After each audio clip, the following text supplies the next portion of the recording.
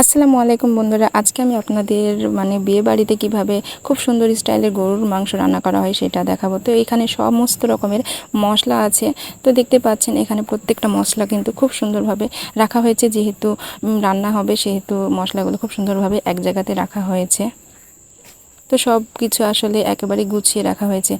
তো এইদিকে যেহেতু বিয়ের বাড়ি, তো একটু নাচ গান হবে না, তা আগে করে হয়। তো এখানে আছে আসলে গরুর মাংস। তো গরুর মাংসগুলো খুব সুন্দরভাবে ধুয়ে রাখা হয়েছে।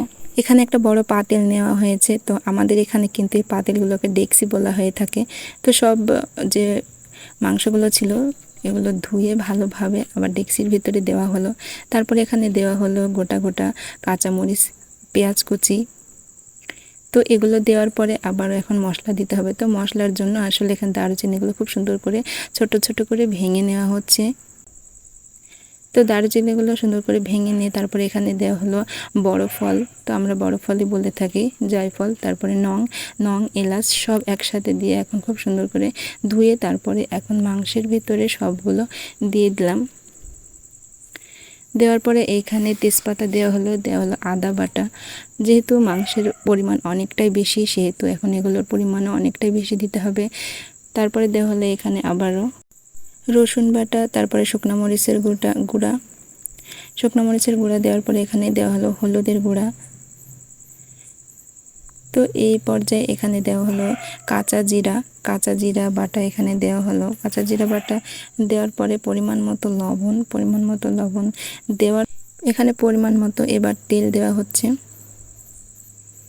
তো পরিমাণ মতো তেল দেওয়ার পরে এখন সবগুলো খুব ভালোভাবে নাড়াচাড়া করে নিতে হবে। সব মাংসের সাথে মশলাগুলো খুব ভালোভাবে কিন্তু আসলে মিক্স করে নিতে হবে। যেহেতু অনেকগুলো মাংস সেহেতু আসলে একটু সময়ের ব্যাপার আছে। তো খুব ভালোভাবে চাচা কিন্তু মাংসগুলোকে একসাথে আসলে মিক্স করে নিচ্ছে। তো সব মশলার সাথে মাংস খুব ভালোভাবে কিন্তু মিশিয়ে নেওয়া হয়েছে। তারপরে এখন ফুল দমে এখন কিন্তু চুলার জালটি জোরে জোরে দিতে হবে। একটা বলক আসার পরে কিন্তু এই মাংসগুলোকে আবার নেড়ে চেড়ে দিয়ে তারপরে এর ভিতরে দেওয়া হলো ধনিয়া গুঁড়া। তো গোটা ধনিয়া গুঁড়া এখানে দেওয়ার পরে আবারও মাংসগুলো খুব সুন্দরভাবে কিন্তু বড় হাতা দিয়ে আসলে নাড়াচাড়া করে দেওয়া হচ্ছে। তো এভাবে বেশ কয়েকবার করতে হচ্ছে। আর এই যে চাচিরা এখানে কি সুন্দর করে পেঁয়াজ কুটছে। তো গ্রামে কিন্তু এভাবে আসলে এক সাইডে কাজ হয় আবার আরেক সাইডে রান্না করা হয়। তো এটাই হচ্ছে আসলে নিয়ম। তো এভাবে আস্তে আস্তে মাংসগুলো কিন্তু বারবার আসলে নেড়ে চেড়ে দিলে এভাবে বারবার ঢাকনা দিয়ে ঢাকার পরে কিন্তু আসলে মাংসগুলো খুব ভালোভাবে ওই মাংসের পানিতেই কিন্তু সেদ্ধ হয়ে যায়। তো এই পর্যায়ে এখানে রাঁধুনি যে গরুর মাংসের মশলা থাকে সেগুলো দেওয়া হচ্ছে। এতে করে আসলে মাংসের টেস্ট আরও অনেকটাই বেড়ে যাবে। যেহেতু মাংসে পানি দেওয়া হয়নি সেই জন্য কিন্তু বারবার এভাবে নাড়াচাড়া করে দিতে হবে, তাতে করে মাংস লেগে যাবে না। আর রান্নাটা কিন্তু হয়ে গেছে। তো হওয়ার পরে এখন এখানে জিরা গুঁড়া দেওয়া হচ্ছে। ভাজা জিরা কিন্তু গুঁড়ো করে এভাবে দিতে হবে, এতে করে আরও খেতে ভালো লাগবে। তো এই ছিল আজকের রান্না। তো এখন খেয়ে টেস্ট করে একটু দেখি কেমন হয়েছে।